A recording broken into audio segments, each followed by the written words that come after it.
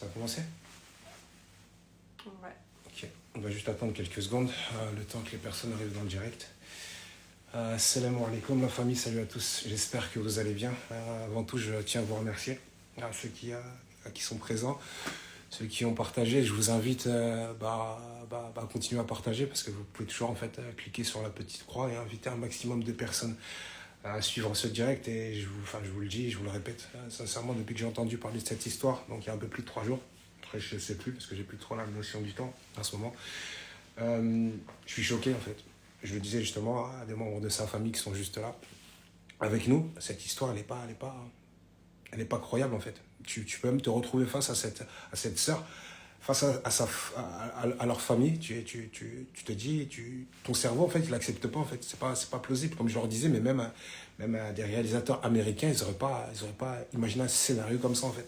Il y a forcément quelque chose qui se cache derrière tout ça. Et le but de ce direct, en fait, c'est de sensibiliser un maximum de personnes à sa cause, à son histoire, de faire qu'un maximum de personnes parmi vous la partagent, se mettent à sa place, en fait, c'est aussi simple que ça, et essayer de faire en sorte que son histoire devienne virale pour que les médias traditionnels, justement, fassent passer le message, parce qu'aujourd'hui, les réseaux sociaux, c'est bien les médias les plus forts du monde, et ils n'ont pas le choix de suivre, en fait. Et le seul moyen, en fait, qu'elle obtienne justice, c'est justement qu'elle obtienne la visibilité adéquate.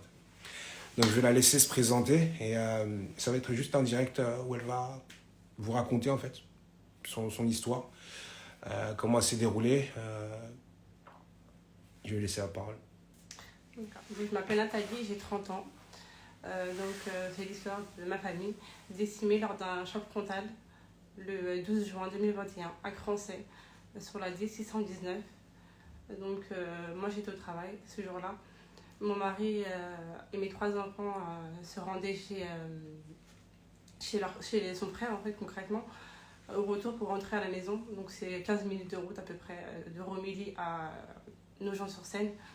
Et malheureusement, le retour s'est mal passé. Un véhicule... ils se sont percutés entre 2 véhicules de face. Donc, c'est un choc frontal, ça s'appelle. Aujourd'hui, le dossier n'avance pas, concrètement. Mon fils de 6 ans est décédé sur le coup lors de l'accident. C'était à 22h le 12 juin, excusez-moi. Par la suite, je pensais que les autres avaient survécu, en fait, concrètement. On n'entend pas. On n'entend pas? C'est ce que certains disent. Ok. Il va falloir, je pense, que tu parles plus fort. Mais... Plus fort. Attends, je pense qu'il va falloir que tu parles plus fort. Mais il faudrait en fait que tu racontes plus en détail en fait. Tu vois ce que je veux dire? Faut pas que tu fasses un résumé. Si tu veux, je sais que c'est dur. Je sais que c'est dur. Si tu veux, je te pose les questions en fait. Donc, ça s'est passé le 12 juin 2021. C'est ça. Tu peux juste nous expliquer en fait quand tu t'es réveillé, comment ça s'est passé, à quelle heure tu es parti au travail et qu'est-ce qui a été prévu en fait? Est-ce que ton mari il était censé aller voir sa famille nous expliquer comment la journée devait se dérouler? D'accord. Donc en fait, c'est simple. Moi je travaille en région parisienne, donc tous les jours je fais 1h30 de route pour aller à mon travail. Du coup, on avait convenu avec mon mari que je dorme quelques jours chez ma mère, vu que je finissais tard en fait le travail. Je finissais à 20h50, donc 21h. Le temps d'arriver à la maison, ça revenait à peu près à 23h, minuit, ça dépend si c'est bouché. Et mon mari, vu qu'il ne travaillait pas, il s'occupait des enfants. C'était comme un deal qu'on avait vu ensemble en fait, donc on n'avait aucun problème à ce niveau-là. Du coup, il m'a conseillé de dormir chez ma mère le temps d'enchaîner les journées de travail et de dormir chez ma mère. Donc moi j'ai accepté, et sauf que le samedi, je me rends au travail, je l'appelle juste avant, et donc j'ai des nouvelles des enfants, je leur parle, tout se passe bien. À 20h50, je le rappelle, il m'explique qu'il va déposer son ami à Nogent-sur-Seine, là où on habite, c'est la même ville en fait, à quelques minutes de notre maison. Donc il prend le véhicule et s'y rend. Puis il me dit par la suite, je te rappelle dès que je peux. Toi, t'étais où à ce moment-là? J'étais au travail. T'étais au travail. Je sortais tout juste du travail. Du coup, je lui dis d'accord. Il me dit, mais ne t'inquiète pas, je vais d'abord manger chez mon... Après que j'ai déposé mon ami, je vais chez mon frère, vu que les enfants ils jouent avec mes neveux. Et je les récupère et ensuite on rentre à la maison. Donc je me dis d'accord, il n'y a pas de souci. Et il s'avère que j'ai pas de nouvelles. Donc moi, il était à peu près 21h30. J'étais fatiguée, j'avais fait 10 heures de travail d'affilée pendant plusieurs jours. Du coup, je suis partie me coucher et dans la nuit, je sens une lumière en fait, au niveau de mes yeux qui me réveille. Donc je regarde mon téléphone rapidement et je me rendors en fait. C'était ton téléphone. C'était mon téléphone. Et juste une question, à ce moment-là, c'était quand la dernière fois que tu avais vu tes enfants? 3 jours avant. 3 jours avant. C'est ça. Okay. Du coup, je sens la lumière et donc du coup, je me rapproche de mon téléphone, je le prends et je regarde. Je vois que c'est ma belle-sœur qui m'appelle. Je loupe l'appel et je remarque que j'ai plusieurs appels, au moins 30 appels. Mais sauf que moi, mon téléphone, quand je dors, il est en silencieux. Et du coup, de suite, je reçois encore un autre appel. Donc je décroche et c'est ma belle-sœur qui répond, qui parle. Mais enfin, elle parle pas, elle en pleure concrètement. Moi, je comprends pas. Je me dis, mais qu'est-ce qui se passe? Peut-être qu'elle s'est disputée avec son mari, je ne sais pas. Ça doit rien être de grave. Donc je vais pas trop faire attention, je vais me recoucher. Mais sauf que quand je voulais me recoucher, mon autre belle-sœur prend le téléphone des mains de ma belle-sœur, de mon autre belle-sœur. Et de là, elle me dit il faut que tu viennes tout de suite. J'ai dit mais c'est bizarre, il est tard, tu veux que je vienne tout de suite, qu'est-ce qui se passe? Je peux pas te dire au téléphone, mais viens tout de suite. Je lui dis si tu me dis pas pourquoi, je vais pas venir en fait. Je vais pas prendre le volant à 23h minuit, c'est hors de question. Et de là, elle me dit ton fils Cameron, il est décédé. J'ai dit, mais c'est possible, ta blague, elle est pas marrante en fait. Donc, laisse-moi dormir, au revoir. Elle me rappelle. Et de là, je redécroche. Et elle me dit, oui, ressaisis-toi, écoute ce que je te dis, Cameron, il est décédé. Et là, je commence à prendre conscience. Je me dis, c'est peut-être vrai ce qu'elle me dit. Donc, je lui demande, qu'est-ce qui s'est passé? Je comprends pas. Et je commence à pleurer. Et parce qu'en fait, sa voix, en fait, a confirmé ses dires, en fait. C'était réel. Et je lui demande, et les autres, comment ils vont? Donne-moi des informations. Elle me dit, je sais pas. Et elle raccroche. Donc du coup, je reste pendant des heures sans nouvelles, en pleurs. J'étais chez ma mère, donc ma mère m'a pris dans ses bras, comme elle pouvait. Et par la suite, au bout de 3 heures, 4 heures après, je la rappelle. Et elle me dit, Ali, ton conjoint est décédé. Donc je lui dis, qu'est-ce que tu me racontes? Je comprends pas du tout en fait. Prends ton temps. Donc c'est dur.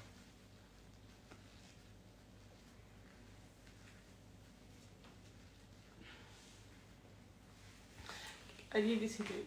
Du coup, je lui dis, c'est pas possible, qu'est-ce qui s'est passé? C'est quel type d'accident? Elle me dit, il y a eu un accident de voiture, je sais pas ce qui s'est passé, on n'a pas d'informations. Viens. Je lui dis, ok, je vais venir. Ma mère, elle m'a pas laissé venir, elle voulait pas que je conduise, donc j'ai pas pris le volant. Dans presque un mois, j'ai pas conduit. Et du coup, quelques heures après, j'apprends que on a eu du mal à avoir des informations par rapport aux autres enfants. Pour moi, en fait, concrètement, je me suis dit, si mon mari n'a pas survécu, comment une petite de 18 mois va survivre? Comment un enfant de 4 ans va survivre? C'était la question que je me posais tout le temps. Et donc, je demande à mes sœurs d'essayer de savoir ce qui se passe, ils sont où les deux autres. Elles cherchent sur les réseaux sociaux, sur internet, des articles. Il y avait déjà un article qui était sorti.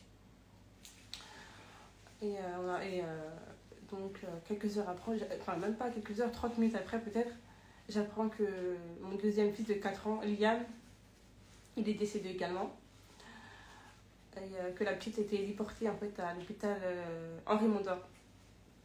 Donc, une fois arrivée à Henri Mondor, je vois la sécurité, ils me disent, je lui demande, est-ce qu'il y a eu un hélicoptère qui est arrivé? Il me dit non, il n'y a eu aucun hélicoptère, vous êtes sûr? Je dis oui. J'ai eu le service téléphone de secours. Et ils m'ont informé que la petite était à Henri Mondor. Donc je rappelle, et ils me disent la petite elle va bien, elle est réveillée, mais elle a un équerre. Je dis ah bah super et tout, j'arrive tout de suite. J'étais quand même heureuse parce que je me suis dit au moins, il me reste la petite, elle est petite, elle a besoin de moi, mais si elle est réveillée, elle doit pleurer. C'était tout ce qui me venait en tête, c'est qu'elle doit pleurer la petite. Et du coup, je me suis rendue à Necker. On a attendu des heures et des heures, jusqu'à peut-être 11h midi. C'était le dimanche, hein, donc le 13, il était 11h midi. Et dans la salle d'attente, je me suis dit, bon, bah, peut-être que je devrais appeler ma belle famille. J'appelle ma belle famille, je leur demande, peut-être qu'on devrait s'organiser pour savoir comment faire pour l'enterrement de Ali et des deux autres enfants. Et du coup, j'ai eu mon beau-frère au téléphone, un beau-frère qui vient de Mayotte. Et il me dit, ah non, mais là, c'est pas toi qui décide. Pour ton mari, vous n'êtes pas mariés civilement, donc tu n'as aucune décision à prendre. Sa mère, elle a décidé qu'il serait enterré à Mayotte. Je lui dis, mais je comprends pas, là, il y a la petite qui est à l'hôpital, donc là, il faut trouver une solution, et moi, je ne vais pas séparer les enfants de leur père. Et donc pour moi, déjà, c'était un trop-plein, en fait, donc je comprenais plus rien, et du coup, il m'a dit, tu veux faire quoi? Sur le coup, après avoir encaissé tout ça. Et je lui dis, ben moi, personnellement, les enfants, ils vont suivre leur père. Et donc je raccroche. J'avais donné un premier accord. Et ensuite, j'ai réfléchi et je me suis dit, non, c'est pas possible. Pourquoi je vais enterrer les garçons et le père à l'autre bout du monde et la petite, la laisser à l'hôpital toute seule. Donc j'ai refusé par la suite. Et donc là, à 11h midi, je peux voir la petite enfant. Et je vois que la petite n'est pas réveillée, branchée dans le coma. Donc je leur demande, je comprends pas. J'ai eu l'information qu'elle était réveillée, la petite, mais elle n'est pas en état en fait. Ils me disent non, la petite est dans le coma, mais vous inquiétez pas, elle va bien, elle vous entend. D'accord. Du coup, j'ai dû attendre 8 jours. 8 jours auprès d'elle, à Necker. Et donc son état s'est dégradé le mercredi. Le mercredi s'est dégradé. Du coup, elle avait un espèce de caillot de sang, en fait, son cerveau était imbibé de sang. C'est comme un ballon, en fait. Et c'était un gros caillot de sang qui avait pris tout son cerveau. Le dimanche, le 20, le jour de la fête des pères, du coup, le 20 juin, je suis à l'hôpital et on me dit la petite, son état, ça va pas du tout. On me sépare, on me met dans une autre pièce et on m'explique. Et on m'explique plusieurs fois, parce que j'avais plus de réaction, je pleurais pas, voilà. C'était un trop-plein, mon cœur, il acceptait sans vouloir accepter. En fait, j'étais là sans être là, j'étais déconnectée dans deux mondes différents, en fait. Et du coup, elle me dit, bon, je lui dis, mais est-ce que c'est possible que la petite survive? Et donc, elle me réexplique. Mais les hôpitaux, leur terme, c'est très compliqué, en fait. Ils ne peuvent jamais dire les mots simples en fait. Donc ils sont très très vastes dans ce qu'ils disent. Et donc ils me disent oui, le mieux c'est de rester un peu avec elle, prenez-la, accompagnez-la. Donc je retourne auprès de la petite et je vois que l'appareil il commence à faire des vagues de tous les sens en fait. Des grandes vagues qui montent, qui descendent. Je comprenais plus rien. Et puis ça s'arrête, ça diminue, ça diminue. Et là, j'ai compris que en fait, la petite elle commence à partir. Ils m'ont proposé, oui, si vous voulez, vous pouvez la prendre de vos bras. Et du coup, moi, je l'ai prise et je l'ai accompagnée jusqu'à ce que son corps se refroidisse, ses lèvres deviennent bleues. Et là, elle est partie. Et puis, je l'ai déposée sur le lit. Voilà mon histoire.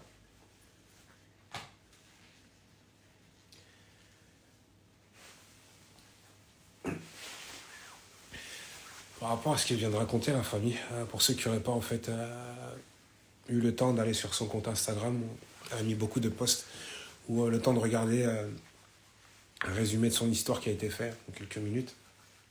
Donc cette sœur, comme elle a dit, elle était au travail.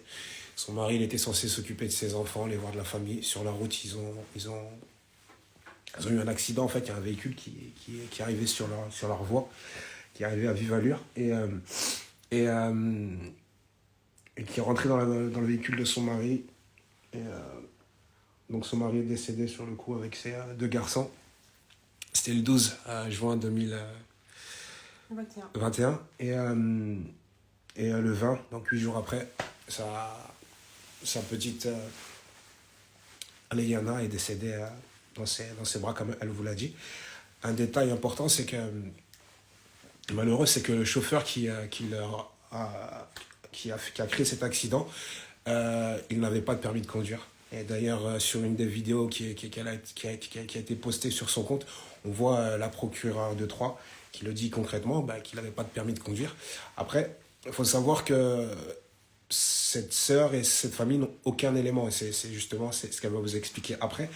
Il y a beaucoup de choses qui ont été dites. Et par protection, elle va éviter d'employer certains termes, même si on le sait en fait. Mais c'est pour un aspect, on va dire, juridique, même si tout le monde sait de quoi je parle. Est-ce que maintenant tu peux nous expliquer, forcément tu as dû poser des questions par rapport lorsque tu étais à l'hôpital, tu as dû te poser des questions par rapport au conducteur, on a dû te dire qu'il était à l'hôpital. Qu'est-ce que tu as appris par rapport à lui? Comment ça s'est passé? Moi, la seule chose que j'ai appris par rapport au conducteur, c'est qu'il était à l'hôpital La Salpêtrière. Et à part ça, rien d'autre. Il était dans le coma, La Salpêtrière, rien de plus. On t'a dit qu'il était dans le coma? À La Salpêtrière. Ok. Est-ce que après tu as appris, est-ce qu'on t'a informé du fait qu'il est ressorti du coma, qu'il est sorti de l'hôpital? Qu'est-ce qu'on t'a dit sur son état? Moi, on m'a dit qu'il est sorti du coma. Et à part ça, j'ai eu aucune information, j'ai eu aucune explication, rien du tout. Il s'était en juin? En juin, c'est ça. Et depuis? Rien du tout. Rien du tout, vous entendez la famille. On parle de juin 2021, on est en février 2022. Et je me rappelle que lorsque justement j'ai mis le post sur mon compte, ça faisait exactement 8 mois, du 12 au 12. Donc 8 mois, faut l'imaginer en fait. Je vais faire une petite parenthèse et résumer ce que vous avez entendu et ce que j'ai dans ma tête depuis un certain moment, depuis un certain nombre de jours. Je me mets à la place de cette sœur parce que concrètement, c'est ça le but de ce direct, c'est de vous mettre à la place de cette sœur et de vous dire si c'était vous, si vous aviez perdu votre petite fille de 18 mois, parce que sa petite fille, elle avait 18 mois, si vous avez perdu deux petits garçons et votre mari dans un accident provoqué par une personne qui était, dans un état et qui n'avait pas de permis de conduire et qui avait concrètement décimé votre famille. Et si après tout ça, en fait, vous vous retrouviez en fait avec toute votre famille sous terre et une personne qui disparaît dans la nature. Parce que l'information qui est importante dans son histoire, c'est que cette personne-là, qui était apparemment dans le coma à l'hôpital de la Salpêtrière, il a totalement disparu. C'est-à-dire qu'elle ne sait même pas le nom de la personne qui a créé l'accident, qui a détruit sa famille. Elle ne sait pas, elle ne connaît pas ses origines, elle ne connaît pas son métier, elle ne sait pas, elle ne connaît rien de lui et il n'a même pas été auditionné. Comment c'est possible qu'une personne crée un accident mortel qui tue 4 personnes, 4 êtres humains, qui détruit une famille et qui ne se fasse pas auditionner? Et c'est là que c'est vraiment grave et que son histoire doit être médiatisée parce qu'il y a, comme on dit en bon français, il y a anguille sous roche. À quel moment c'est possible qu'un être humain qui n'a pas le permis de conduire crée un accident, juste si on s'arrête là en fait, un être humain, il n'a pas le permis de conduire, il crée un accident, on le soigne, il ressort. Même s'il n'y avait pas de mort en vérité, même s'il n'y avait pas de mort, mais le fait que tu n'as pas de permis de conduire, tu crées un accident, il y a un minimum de blessés, tu vas en prison. Et je sais de quoi je parle quand je dis ça. Là, ça va beaucoup plus loin que ça. Donc, s'il vous plaît, il va falloir vraiment que je sais que parmi ceux qui regardent les directs, il y en a qui ont des contacts dans les médias. Il y en a que je connais. Il y en a qui ont des contacts dans les gens, soi-disant influenceurs. Il y en a qui ont des contacts dans le milieu artistique, tout ce qui est chanteur, etc. Les gens aiment bien dire, oui, lui, je le connais, lui, c'est mon frère, vous affichez avec des photos. Mais lorsque tu contactes les gens pour leur dire, justement, ils ont de la visibilité, ils ont le pouvoir de rendre une affaire comme ça virale, là, bizarrement, c'est plus ton cousin, c'est plus la famille. Mettez-vous à la place de cette femme. Je le répète, si vous aviez perdu votre fille, vos deux petits garçons et votre mari, je pense que vous remueriez ciel et terre. On ne peut pas se contenter simplement de partager un post de son compte dans notre story et qui va juste durer 24 heures et se dire « j'ai fait ma part ». Non, à la famille. Au bout d'un moment, les gens, là je parle en tant que musulman, ils sont très très unis contre nous, ils y arrivent justement parce qu'ils sont unis. Le problème, c'est que nous, on n'est pas du tout unis. On aime bien, en fait, parler sur les réseaux sociaux. On aime bien parler pendant un mois qui va justement approcher, le mois du Ramadan. Tout à l'heure, je disais à un frère, justement, mon quartier, je lui disais que, malheureusement, à cause de la... Après, c'est un avis qui m'appartient, mais à cause de notre mentalité, et je parle des musulmans de France, le mois du Ramadan, c'est un mois presque qui me dégoûte, dans le sens où il y a beaucoup d'hypocrisie, en fait.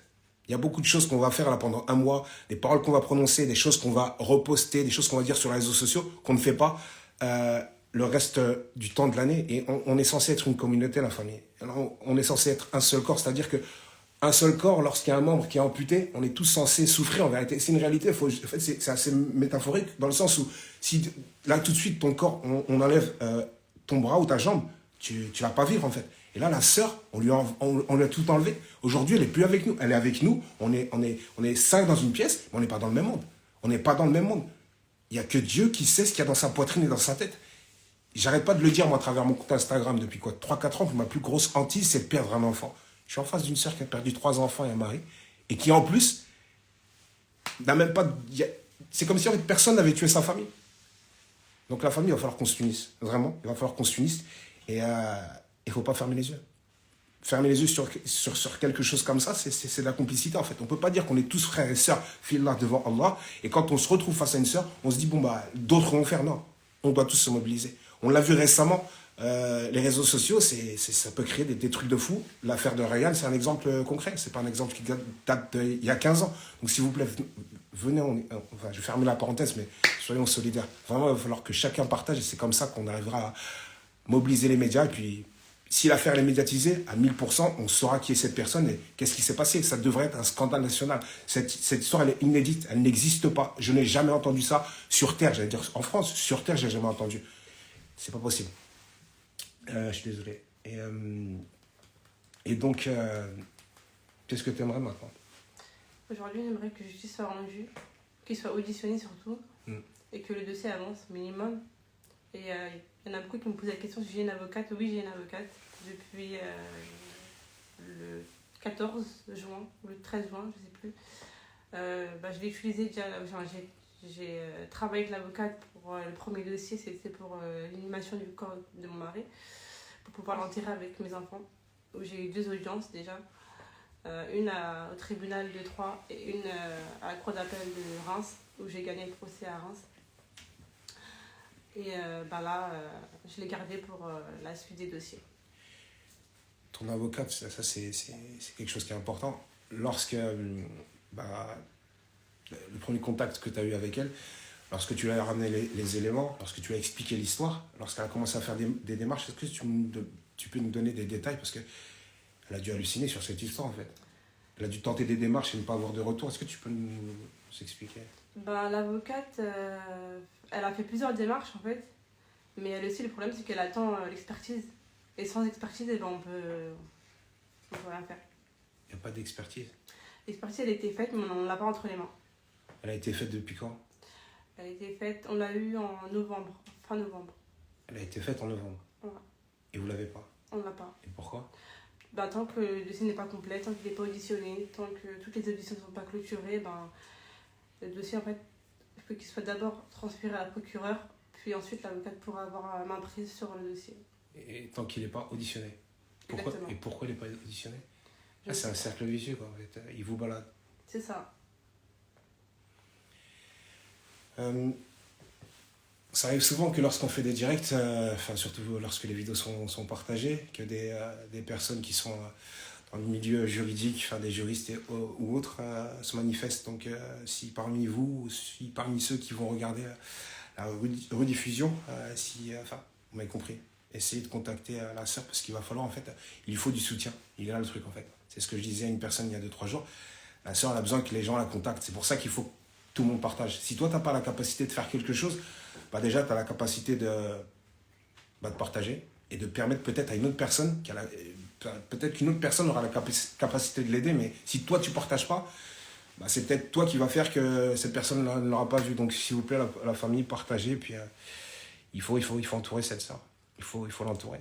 Et après, c'est une question parce que tout ce qui est judiciaire, ça entraîne forcément des enjeux financiers. Est-ce qu'à ce niveau-là, ça va pour vous? Bah, en fait, moi, niveau financier, bah, je me débrouille comme je peux. En vrai, je travaille pas. J'ai Mhm. arrêté le travail, ça fait déjà un moment. Mhm. Enfin, j'ai arrêté. Bah, je suis en arrêt concrètement depuis le décès. Mhm. Et parce que bah, en fait, j'ai du mal à prendre une vie normale. Bah, j'ai des jours plus durs que d'autres. Des fois, je mange pas de la journée. Je peux pas, des fois, je mange pas pendant 2 3 jours. Je dors pas la nuit. Je dors que des 4 heures. Surtout en ce moment. Donc, voilà, ça dépend. Mais tout est compliqué en fait. Sur les réseaux, j'ai vu que, je sais pas si je pense que c'est des personnes de ta famille ils ont mis une cagnotte en ligne. Pourquoi? Le problème de la cagnotte, justement, c'est que j'avais créé une cagnotte de moi-même. Je pensais pas que ça allait marcher concrètement quand j'ai lancé. Et c'était le premier soir, le jour où j'étais à l'hôpital. Parce que le premier jour, j'ai dormi à l'hôpital auprès de ma fille, à Necker. Et en pleine nuit, je me suis réveillée, j'ai lancé une cagnotte. Et 2 jours après, ou le lendemain, on me dit, mais c'est bizarre, t'as plein de cagnottes. Je dis, comment ça, je comprends pas. Ah ouais. Et donc, il s'avère qu'il y avait 6 cagnottes. Et mais dans chaque cagnotte, les descriptions ne correspondaient pas, c'est que tout le temps des descriptions différentes. Donc, des fois, c'était une description type comme c'est pour inhumer les corps à Mayotte. Alors que c'était pas convenu. Donc, à aucun moment, j'avais autorisé d'enterrer mes enfants à Mayotte. Donc, déjà, c'était pas possible. Et plusieurs autres cagnottes. Et puis, il y avait des commentaires qui défilaient sur les réseaux qui disaient que oui, elle profite, elle a créé plusieurs cagnottes. Moi, j'étais encore à l'hôpital, donc déjà, les commentaires, je ne les voyais pas. Et donc, j'ai eu des retours des gens qui venaient me voir et qui me disaient, mais t'as plein de cagnottes, pourquoi? C'était en juin, ça? C'était en juin. Pendant que toi, tu étais à l'hôpital, les gens disaient ça dans les commentaires, c'est pas dans les réseaux sociaux. Et du coup, c'est de là que j'ai écrit sur ma cagnotte. Je n'ai qu'une seule cagnotte. Et c'était la cagnotte où il y avait il y a la photo qui est sur les réseaux actuellement. Donc voilà. Est-ce qu'elle est toujours en ligne? La cagnotte, je l'ai clôturée parce que en fait, j'ai eu plusieurs problèmes justement par rapport à cette cagnotte. C'est que lors du jugement en fait, à Troyes et à Reims, ma belle famille en fait se servait de la cagnotte contre moi concrètement. En fait, donc du coup, ils avaient imprimé la cagnotte. Enfin, ils avaient peut-être fait un screen, je sais pas. Ils avaient imprimé une page où il y avait tous les noms des donateurs, avec le montant qu'ils avaient mis en fait, dans la cagnotte. Et il s'avère que... Comment ils ont eu accès à ça? Parce que la cagnotte était publique. Ok. Parce que je connaissais pas trop tout ce qui est cagnotte. Je suis pas trop réseau de base. Et du coup... en fait, ils avaient entouré tous les dons des personnes de leur communauté. Donc en fait, concrètement, ce qu'ils voulaient, c'est que je rembourse les dons que j'avais obtenus de leur communauté. Et donc voilà pourquoi aujourd'hui, j'ai pas voulu refaire de cagnotte. Mais qu'est-ce qui s'est passé concrètement? T'as fermé la cagnotte et t'as demandé que tous les dons soient renvoyés, c'est ça? Non, j'ai des autres cagnottes en fait. Moi, ma cagnotte, j'ai pu la récupérer. Du coup, j'ai financé l'enterrement, qui était assez excessif. Vu que c'est 4 corps. J'ai pu les enterrer ensemble dans un chaos familial à Tremblant en France. Et du coup, j'ai utilisé la cagnotte pour l'enterrement, comme j'avais convenu, comme j'avais expliqué dans ma cagnotte, dans les descriptifs. Bon, moi, la famille, ce que je vais proposer, étant donné que j'ai l'habitude de faire des cagnottes, je pense que le mieux, c'est que la cagnotte, elle soit créée justement par quelqu'un d'extérieur. Comme ça ne créera pas de conflit avec sa famille. Moi, je peux te proposer en fait que je la fasse et puis qu'on te donne le lien, mais que ça soit toi qui... Tu vois ce que je veux dire? Qui gère? Ouais, qui récupère les fonds. Mais ça sera une initiative de nous, tu vois. D'accord. À travers les réseaux, et puis je vais demander à des gens qui ont une visibilité de la partager, et ça sera justement pour t'aider parce que, étant donné que ça fait 8 mois que tu es encore dans des histoires judiciaires et qu'il y aura des procédures, tu auras forcément besoin de fonds. Et je te jure, tout ce qui est procédure, tu le sais, ça coûte cher. C'est-à-dire, si demain tu te retrouves à pouvoir faire une procédure mais que tu te retrouves bloqué par rapport à une histoire d'argent, ce sera un peu bête. Donc, dans tous les cas, il t'en faudra. Donc, ça, on en reparlera plus tard. Et si tu as quelque chose à rajouter. Non, j'ai plus rien à rajouter, à part s'il y a des questions ou autres. Je pense qu'il y aura des questions. Je vais regarder. Non, on a noté des petits trucs, mais c'était par rapport aux questions, si vous voulez poser des questions, en fait. Tu veux poser? Vous voulez poser des questions? Moi, j'ai pas de. Non, elle a dit ce qu'elle Dis ce qu'on avait à dire pour le coup. Est-ce que les gens dans les commentaires ils ont des questions? Souvent, c'était qu'ils avaient mal compris certaines choses. Certaines choses, oui, ils avaient mal compris certaines choses le plus souvent. Mais après, dans les commentaires, ils réexpliquaient ce qui était mal compris. Ok. Là, c'est vrai que tu as plus d'avoir une cagnotte qu'autre chose. Ok. Peut-être plus insister sur ce que tu veux. C'est ça, sur ce que t'attends. Parce que j'attends que la justice soit rendue, que j'arrive à commencer mon deuil, parce que je n'ai pas commencé, vu que je ne sais rien. Je ne sais pas ce qui s'est passé, j'ai pas d'informations. Je comprends pas comment on fait pour se retrouver sur une voie opposée en fait. Rouler à vive allure sur une départementale, limite à 90. Donc beaucoup de questions en fait, beaucoup de questions qui restent sans réponse. Et c'est le plus dur en fait en vrai. Pas d'audition après 8 mois, je comprends pas.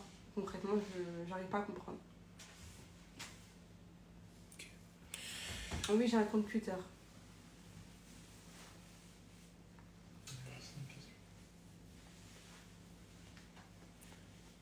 Donc la famille, maintenant qu'elle vous a raconté un maximum de détails de son histoire, peut-être qu'il y en a qui ont eu justement une réponse à un questionnement. C'est pas français ce que je dis. On vous laisse quelques minutes, je sais pas, 5 minutes, et si vous avez des questions, des interrogations, allez-y. Et là justement pour ça. Et puis on mettra fin en direct, Inch'Allah. J'ai une question, c'est si je suis suivie psychologiquement. Oh oui, je suis psychologiquement par un psychologue, HL. Et je suis suivie aussi par une psychiatre à côté de chez moi. Donc c'est à peu près par la psychiatre tous les mois. Et le psychologue, dès que j'en ai besoin, il me reçoit tout le temps quand je le désire. Et donc voilà.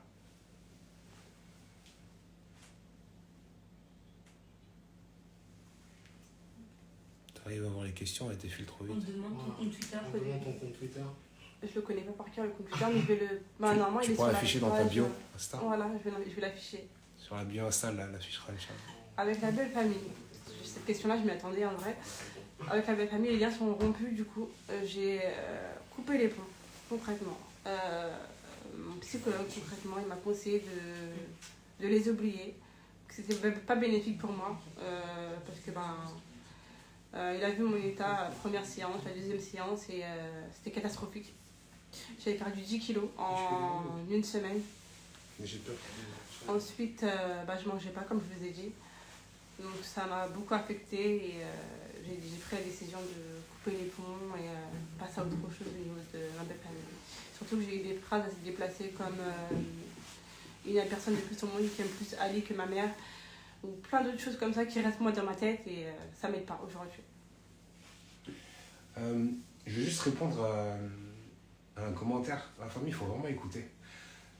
Jessica, tu t'adresses à elle et tu lui dis pourquoi tu ne déposes pas une plainte contre ce monsieur pour que tu puisses par la suite avoir son nom. Mais si tu n'as pas le nom, comment tu vas... excuse-moi, si tu n'as pas le nom de la personne, comment tu vas porter plainte contre lui? Justement, il est là le souci. Elle n'a aucune information. Moi, je vous le dis sincèrement, quand j'entends parler de cette histoire, j'ai l'impression que c'est un film et qu'on est en train de protéger le fils d'un, je sais pas moi, d'un diplomate, de quelqu'un qui a des avantages, ou d'un Saoudien, ou je sais pas, d'un flic lui-même. Il y a quelque chose qui n'est pas normal dans cette histoire. Le seul moyen de faire en sorte qu'il y ait une pression, c'est les réseaux sociaux. Vraiment. Donc là, vous êtes 420 personnes. Si demain, il y a, je sais pas moi, 420 personnes qui partagent, qui prennent des initiatives. Quand je parle de prendre des initiatives, c'est de prendre les mêmes initiatives qu'on prendrait pour sa propre personne. Pas de simplement faire le geste minimum. On a tous une bouche. On poste tous des choses sur les réseaux, sur le mur, c'est-à-dire sur un mur qui reste permanent. On peut tous en fait, voilà, on peut tous faire quelque chose pour elle et participer à ça. Là, on ne demande pas des sous, on demande simplement d'aider à donner de la visibilité parce que la sœur, il faut qu'elle fasse son deuil. C'est sûr que ça ne ramènera jamais ses enfants, ça ne ramènera jamais son mari, mais ça peut l'aider à apaiser son cœur un minimum. Et oui, j'ai porté plainte partie civile quand moi j'étais auditionnée, ils m'ont appelé concrètement quand j'étais à l'hôpital Necker et ils m'avaient demandé de venir justement pour faire l'audition. Et moi, je comprenais pas parce que déjà, j'étais pas là sur les lieux. Et je comprenais pas pourquoi il fallait que je sois auditionnée rapidement. Perdu. Je crois que Et c'est aujourd'hui, je comprends pas. On m'a pressée pour que je sois auditionnée. J'ai été auditionnée au mois de juillet ou août, je sais plus. Il me semble que c'était au mois de juillet. Mais lui, il n'a toujours pas été auditionné alors qu'il était dans l'accident en fait. Donc je comprends pas.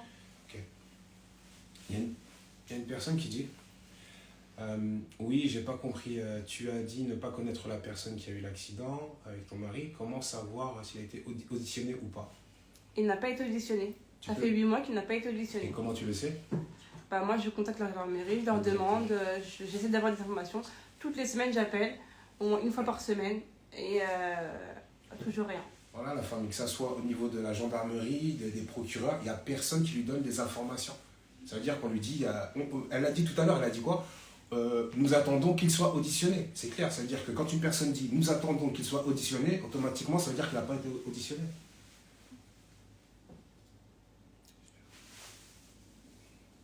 C'est bon?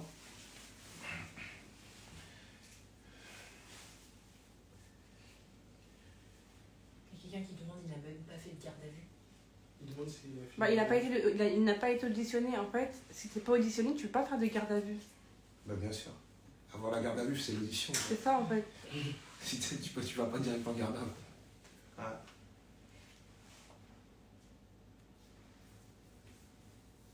Ouais, la justice française a un problème. Là, je pense que ça dépasse la justice française. Je sais pas. Sincèrement, ça me fait penser à des affaires très très sombres qui sont passées à Toulouse où des procureurs étaient mêlés à des affaires justement sombres qu'on a appris des années après que c'était parce qu'ils avaient des avantages que ça ressemble à certaines affaires, vraiment. Et il y a quelque chose qui pue dans cette histoire, la famille. Et même au niveau des médias, c'est pas normal en fait. Si vous regardez en fait au niveau des médias, au niveau des articles ou des reportages, je veux dire, j'ai fait une formation de journalisme et je sais comment ça se passe au niveau des sources, au niveau des informations, au niveau des précisions. Et si vous regardez bien, lorsqu'il se passe un événement malheureux, notamment lorsque ça concerne des soi-disant musulmans ou autres, ils ont tendance à donner énormément de détails. Ils sont prêts à te donner le nom, le prénom, le nom de la mère, le numéro de sécurité sociale, la couleur du slip. Mais là, dans son affaire, on ne voit rien en fait. Il n'y a aucun élément. Il dit simplement un homme de 36 ans. Il y a un malaise en fait. Même quand un procureur parle, elle dit un homme de 36 ans, récidiviste, il n'y a aucune information. Ils ont tendance à dire oui, d'origine maghrébine, d'origine africaine. Ils aiment bien en fait donner les détails lorsqu'il s'agit de certains faits divers. Là, bizarrement, il n'y a rien du tout. Pourquoi en fait les médias cachent cette personne? Parce que concrètement, ils la cachent, même au niveau des articles. Et pourquoi la police la cache aussi? Pourquoi la procureure le cache? Il y a quelque chose. Donc, vous avez le pouvoir justement de faire que des médias comme Mediapart, même si on a le contact, ils vont se bouger, ou Brut, ou le journal Le Monde, ou n'importe quel média en fait. Vous avez le pouvoir en les harcelant de faire quelque chose, vraiment. Et on l'a déjà fait, j'ai envie de dire. Donc aidons notre sœur. L'hôpital qui l'a récupéré a donc son nom. Voilà. Une personne qui dit l'hôpital qui l'a récupéré, enfin je pense la personne, elle a son nom et a dû la transmettre aux gendarmes. Je ne sais pas. Voilà. Mais j'ai pas d'informations sur ça. Et là, le truc de la famille, où on pourra tout retourner dans tous les sens, elle n'a aucune information.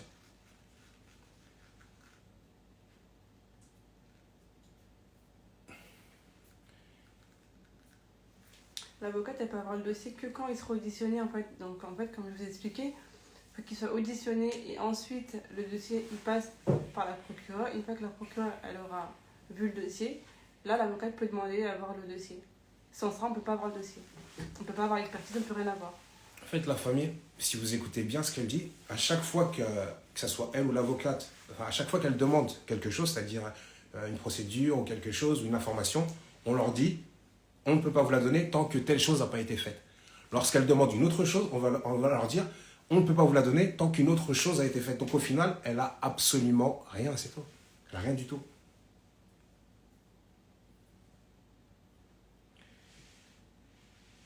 Donc le mec qui a percuté ta famille a été hospitalisé et a été blessé. Bah oui, je pense que oui, avec vu le choc. Bah, faut regarder là. Vu les photos des voitures, il a dû blesser quand même. Mais il a survécu et moi, ma famille est décédée. Donc, Donc aujourd'hui, il me faut des réponses. Vous avez entendu la famille. Aujourd'hui, il lui faut des réponses. Et je pense que c'est assez. Je pense que c'est bon. C'est bon. De toute façon, le direct, il va être reposté sur son compte. Je vais le reposter, je vais le télécharger, le reposter après. Et on va essayer aussi de faire d'autres communications. Il y a certaines personnes qui nous ont déjà promis de communiquer dans certains médias. Et c'est tout ce qu'on peut faire, c'est essayer. Attends, peut-être, pardon? Non, c'était quelque chose à dire, vas-y. Ah, ouais. Merci. C'est bon? Oui, moi c'est bon. C'est bon. Ok. Merci de m'avoir écouté, merci beaucoup et merci pour tout le soutien que vous m'avez porté. Merci pour les partages, pour les posts et de suivre mon histoire surtout. Tu peux couper. Vous devez vraiment mettre fin à cette vidéo en direct. Mais par contre, tu mets pas.